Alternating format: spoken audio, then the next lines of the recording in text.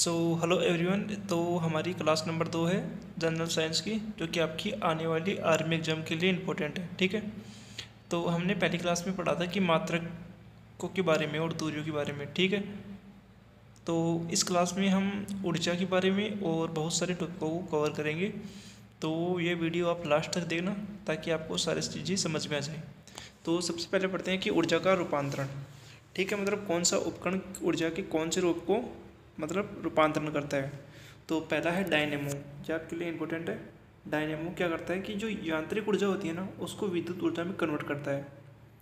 तो याद रखना है कि यांत्रिक ऊर्जा को विद्युत ऊर्जा में कन्वर्ट कौन करता है? डायनेमो। ठीक है, फिर दूसरा है आपका विद्युत मोटर। विद्युत मोटर क्या करती है कि विद्युत ऊर्जा को यांत्रिक ऊर्जा में कन्वर्ट करती है। याद रखना है कि विद्युत ऊर्जा को यांत्रिक ऊर्जा में कौन कन्वर्ट करती है? विद्युत मोटर। फिर तीसरा है माइक्रोफोन। माइक्रोफोन क्या होता है? आपको पता है कि वो ध्वनि ऊर्जा को विद्युत ऊर्जा में कन्वर्ट करता है। और फिर अगला है लाउड स्पीकर। लाउड स्पीकर का अर्थ है विद्युत ऊर्जा को ध्वनि ऊर्जा में। ठीक है, और अगला है विद्युत बल्ब।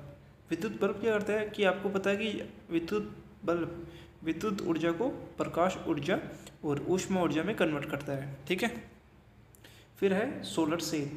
तो सोलर सेल का कार्य क्या है कि सौर ऊर्जा को विद्युत ऊर्जा में परिवर्तित करना। ठीक है, और फिर है मोमबत्ती। ये आपको याद नहीं रखना है, आपको ये इम्पोर्टेंट नहीं है। फिर है विद्युत हीटर। याद रखना है कि विद्युत ऊर्जा को ऊष्मा ऊर्जा में। ठीक है, विद्युत हीटर। अगला है जलता हुआ कोयला। यह रासायनिक ऊर्जा को ऊष्मा ऊर्जा में। फिर है विद्युत सेल। ये क्या करता है कि प्रकाश ऊर्जा को विद्युत ऊर्जा में कन्वर्ट करता है। ठीक है,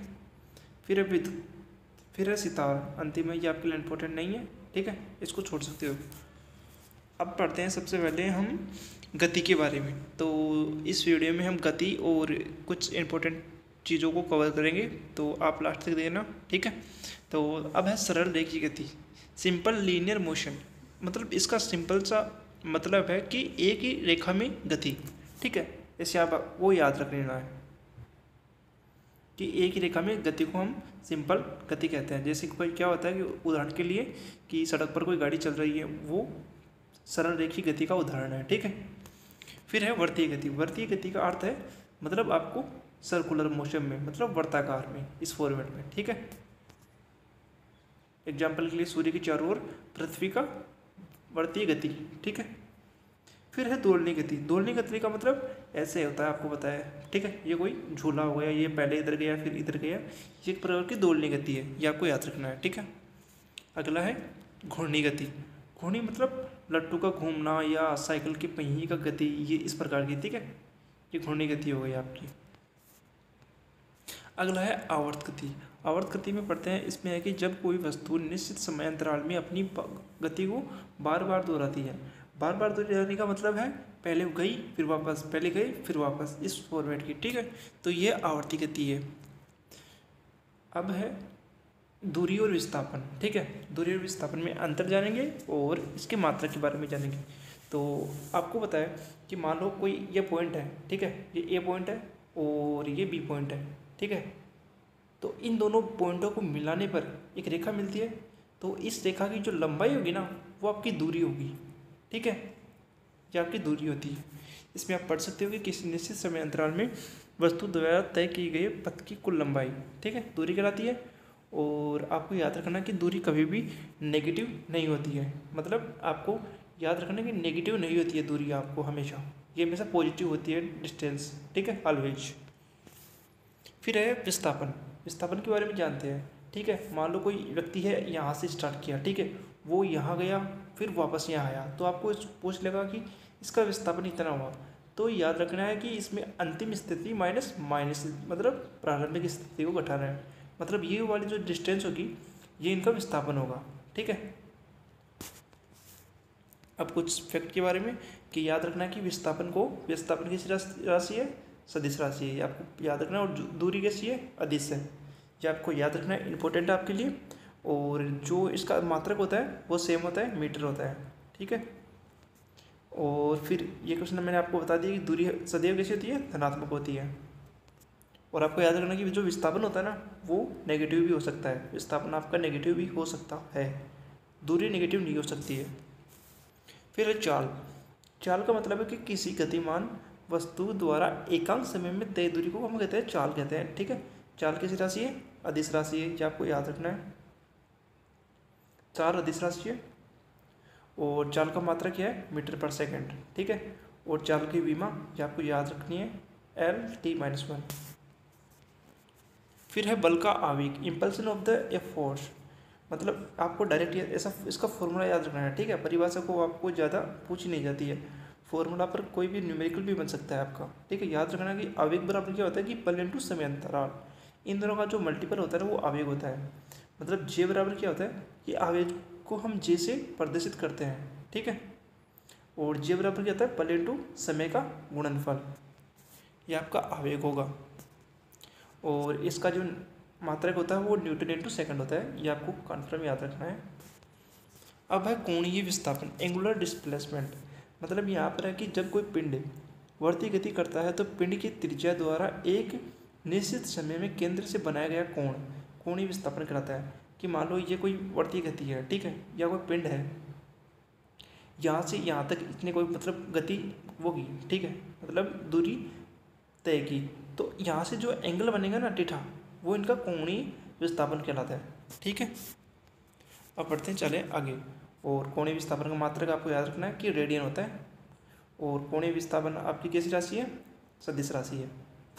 अगला है कोणीय वेग, एंगुलर वेलोसिटी, इसका परिभाषा है कि किसी पिंड के 1 सेकंड में वृत्ताकार पथ पर तय किया गया कोणीय विस्थापन ही आपका मतलब कोणीय वेग कहलाता है, ठीक है।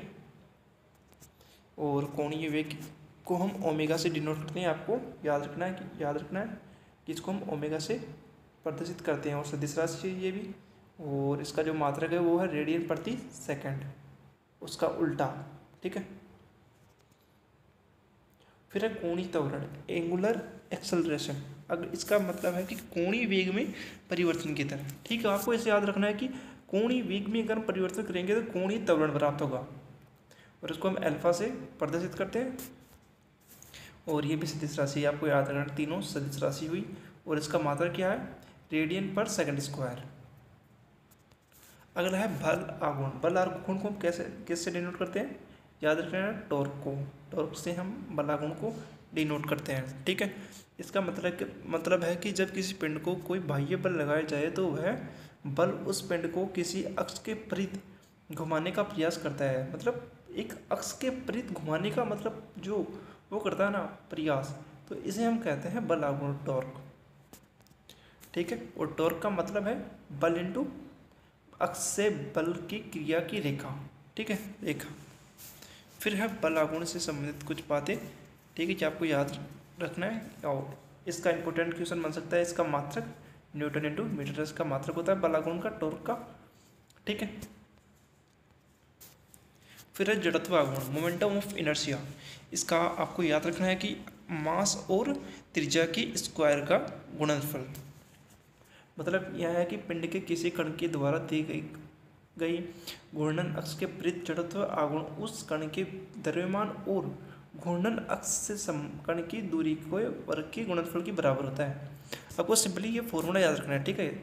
आपको इतने झंझट याद नहीं है कि आपको फॉर्मूला याद रखना है कि क्या होता है, आई बराबर एम आर स्क्वायर, एम क्या है मास और आपका आर क्या है त्रिज्या का स्क्वायर, ठीक है। फिर इसका मात्रक क्या है, मात्रक है के जी इंटू वर्ग मीटर स्क्वायर, आप फॉर्मूले से निकाल सकते हो। अब है इंपॉर्टेंट टॉपिक आपका बहुत ही, जो कि हमेशा ट्रेड्समैन हो, जेडी हो या नर्सिंग असिस्टेंट हो, उसमें क्वेश्चन पूछा ही जाएगा, एक क्वेश्चन तो पक्का है इससे, ठीक है। आपको उसको अच्छे से याद करना है। अब बताते हैं, पहले इसमें है गति के समीकरण। आपको अब सबसे पहले याद रखना है कि गति के कितने समीकरण है, 3 समीकरण है। आपको इसे याद रखना है कि गति के 3 समीकरण होते हैं। तो पहला समीकरण है आपका, याद रखना है कि v बराबर u प्लस AT, याद रखना आपको, ठीक है। और दूसरा है द्वितीय समीकरण है आपका s बराबर UT plus half AT square, ये आपका सेकेंड समीकरण है। और तीसरा समीकरण है आपको v स्क्वायर बराबर u स्क्वायर प्लस का 2AS, ये आपके तीनों समीकरण है, आपको याद रखने का कन्फर्म, ठीक है। आप पढ़ते हैं न्यूटन के नियम। न्यूटन ने मतलब आपके 3 नियम दिए थे, तो पहला नियम है गति का पहला नियम, लॉ ऑफ मोशन, ठीक है। इससे पहले याद रखना है कि इसको क्या कहते हैं, इसे कहते हैं जड़त्व का नियम, ठीक है, या गिलेनियो का नियम भी कहते हैं इसको, ये आपको याद रखना है। और इसका मतलब है सिंपल सा, कि मान लो ये आपके पास ये धरातल है आपकी, ठीक है, और यहाँ पर कोई पिंड रखा है। इसका मतलब ये न्यूटन का पहला नियम ऐसे कहता है कि जब तक हम इस पर कोई बल नहीं लगाएंगे ना, तो ये अपनी स्थिति में कोई चेंज नहीं होगा। मान लो ये ऐसे ही पड़ा है, तो इसकी स्थिति में कोई भी चेंज नहीं होगा। अगर आप इधर से 5 न्यूटन का या किसी भी न्यूटन का बल लगाते हो ना, फोर्स लगाते हो, अगर इसकी स्थिति में चेंज हो जाता है, तो फिर ये गति का पहला समीकरण मतलब पहला नियम नहीं कहलाएगा। बस गति का पहला नियम यही कहता है कि ये जब तक यहाँ पर है, जब तक इस पर बल नहीं लगाया जाए, ठीक है, आपको याद रखना है, आपको यही याद रखना है, ठीक है। फिर है इस नियम को बल से मिलती है, इस नियम से बल की परिभाषा मिलती है। बल क्या होता है? ये किसी वस्तु की अवस्था में परिवर्तन, ठीक है। और ये आपके एग्जाम्पल है, ये आपको याद रखना कि बल पेड़ से टहनी से फल गिरना, ठीक है। अब न्यूटन का द्वितीय नियम, न्यूटन का दूसरा नियम है, इसे कहते हैं हम आवेग संवेग का नियम, ठीक है। ये आपको आगे जानना पड़ेगा कि इसका मतलब होता है कि कोई संवेग में क्या होता है, इस पी को हम क्या कहते हैं? संवेग कहते हैं, ठीक है।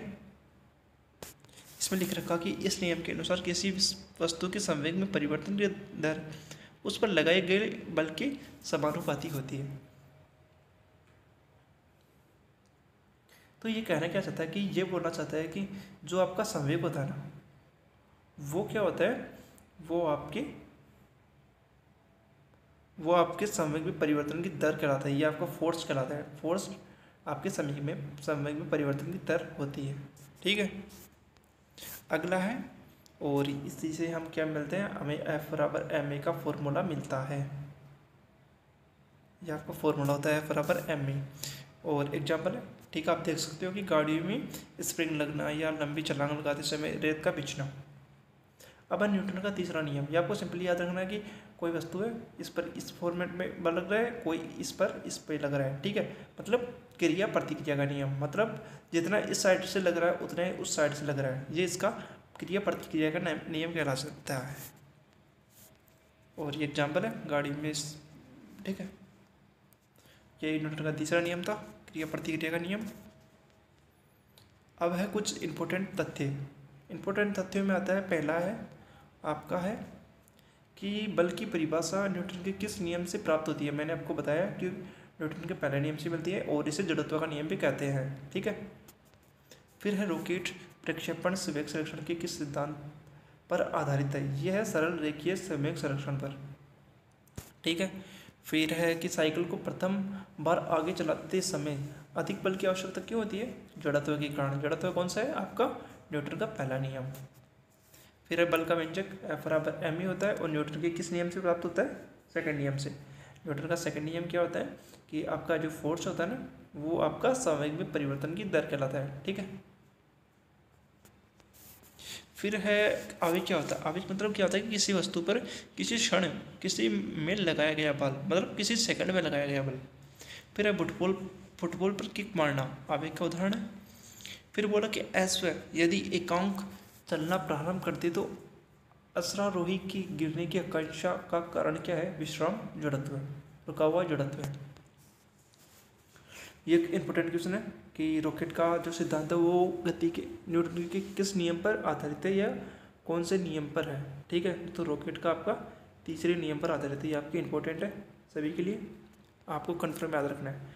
फिर है कि ग्रहों को उनकी कक्षा में बांधे रखने के वाले बल को क्या कहते हैं? गुरुत्व बल या गुरुत्वाकर्षण बल, ठीक है। और फिर आपका संवेग का मात्रक क्या है? संवेग का मात्रक है kg/मीटर/सेकेंड, ठीक है। संवेग क्या होता है? p बराबर mv, आपको सूत्र भी याद रखना है। m आपका द्रव्यमान है, v क्या है? वेग है।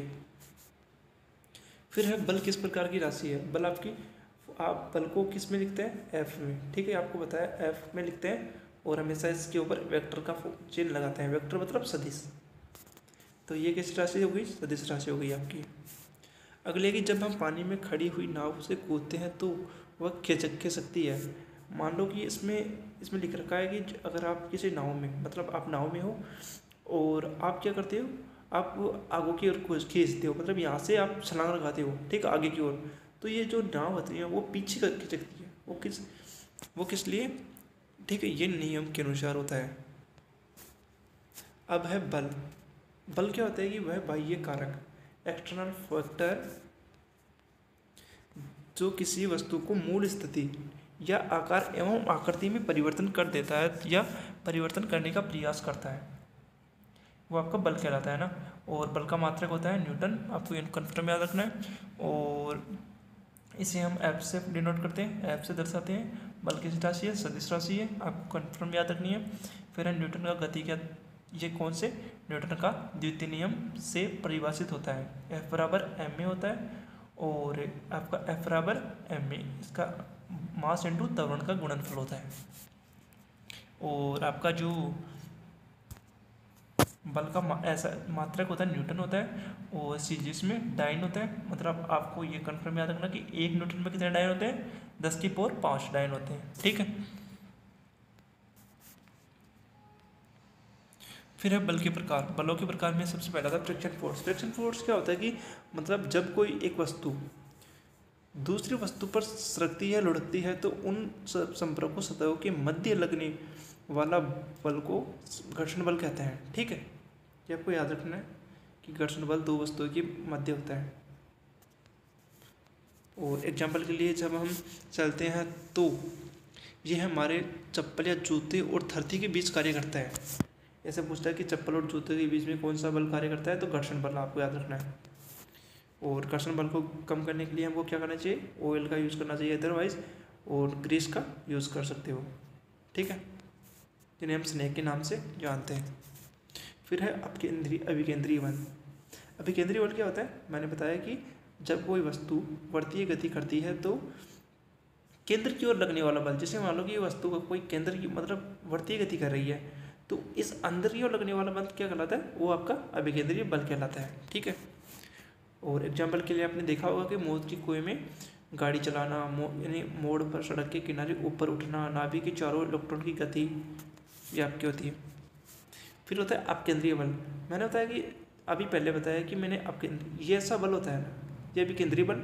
और अपकेंद्रीय बल क्या होता है, इसको बाहर धकेलना है, ठीक है। जैसे दूध से क्रीम निकालना, मक्खन लगाने आपके लिए, आर्मी के लिए इंपॉर्टेंट है। ये दूध से क्रीम अलग करना कौन सा बल कहलाता है, ये याद रखना है कि अपकेंद्रीय बल कहलाता है। अब अगर चुंबकीय बल, चुंबकीय बल क्या होता है, मतलब कोई आपको पता है कि चुंबकीय, ये चुंबक होती है, आपको देखी होगी कभी, इस पर एन पोल होता है, यहाँ पर एस पोल होता है, तो ठीक है। तो इस चुंबक के द्वारा जो भी क्षेत्र उत्पन्न होता है उसे चुंबकीय क्षेत्र कहते हैं, ठीक है। मतलब आपको पता है कि न्यूटन, मतलब जो चुंबकीय क्षेत्र रेखाएं होती है वो एन से एस की ओर, एस से और इस फॉर्मेट में जाती है, ठीक है। तो ये इनका क्षेत्र बन गया, ये एक क्षेत्र बन गया, तो इसे कहते हैं चुंबकीय क्षेत्र। अब आता है गुरुत्वाकर्षण बल। गुरुत्वाकर्षण बल आपको सिंपली याद रखना है कि दो पिंड है, जैसे पृथ्वी है और ये कोई और ग्रह मान लो, ठीक है। तो इन दोनों के मध्य लगने वाला जो बल होता है वो गुरुत्वाकर्षण बल होता है। और ये मतलब पिंडों के मध्य लगता है, ठीक है, बड़ी दूरियों के लिए काम होता है और सबसे कमजोर बल होता है। ये आपको इम्पोर्टेंट याद रखना कि सबसे कमजोर बल होता है। और इसको न्यूटन द्वारा समझाया गया था, ठीक है। और आपको इसका फॉर्मूला याद रखना कि इसका फॉर्मूला होता है F बराबर G(m)(1)(m)(2), ठीक है, और बटा r², इसका फॉर्मूला है। जी का वैल्यू आपको याद रखना है, जी का वैल्यू 6.67 × 10⁻11 होता है, ठीक है। और m1 क्या है, m1 पहले पिंड का द्रव्यमान, और m2 क्या है, दूसरे पिंड का द्रव्यमान, और r² क्या है, उनके बीच की दूरी होती है। ये आपको यहाँ पर लिख रखा है, ठीक है। ये जी का मान आपको कन्फर्म याद रखना है, क्वेश्चन इंपॉर्टेंट है कि जी का मान कितना होता है, गुरुत्वाकर्षण बल का मान 6.67 × 10⁻11 -11 Nm²/kg²। फिर गुरुत्व त्वरण, इसमें आपको केवल ये इतना याद रखना है कि गुरुत्व त्वरण का मान कितना होता है, तो याद रखना 9.8 × मीटर/सेकंड² होता है। और सबसे ज़्यादा किस पर होता है, ध्रुव पर होता है, और भूमध्य रेखा पर इसका न्यूनतम मान होता है। अब आता है प्लायन वेग। प्लायन वेग कितना है, तो प्लायन वेग पर मतलब हम प्लायन वेग का मतलब होता है कि मान लो हम किसी वस्तु को कितनी स्पीड से फेंके कि वो पृथ्वी से बाहर चली जाए या पृथ्वी पर वापस न लौटे, तो वो प्लान वे कहलाता है। तो ठीक है, और पृथ्वी का प्लान वे कितना है 9.8। ये गुरुत्वाकर्षण बल गुरुत्वीय त्वरण होता है।